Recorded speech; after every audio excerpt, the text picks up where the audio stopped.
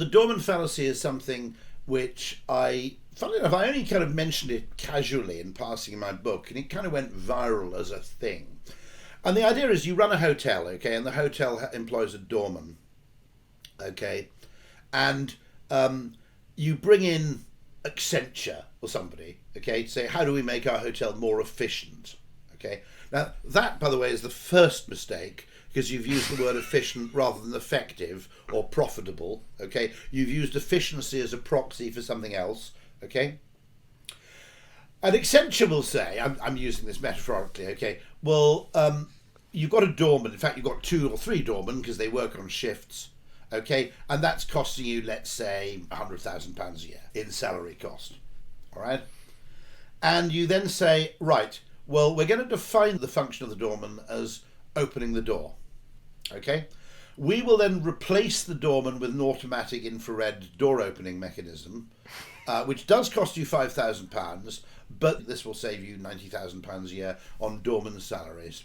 And it's going to do the opening the door automatically. So let's all pat ourselves on the back for our wonderful efficiency achievement and cost saving, and walk away confident that we've made a great decision. But the point is, and indeed, in the short term, that looks great, right? Because the hotel's still charging the same amount of money, okay? The hotel still has the usual complement of guests, and everything works pretty well. And you go, gosh, look at this wonderful quarterly cost saving, which we can now put on a spreadsheet and present upwards as part of our quarterly report, okay? The point is that the function of the doorman is only partly opening the door. They hail taxis, they help with luggage, okay? They provide recognition to regular guests, which regular guests really value. They provide a degree of status to the hotel. And they also, perhaps, they provide a degree of security.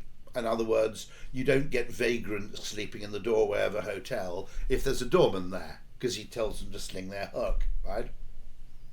And so you make this wonderful decision and everybody congratulates themselves on the cost saving, but then what you discover is a year later, the front of the hotel has become a bit of a slum, and the rack rate's fallen out of bed because you're now no longer a 5-star hotel, you're a 4-star hotel, whatever it is, you know, and your regular customers don't like it anymore because nobody recognises them when they arrive and says welcome back.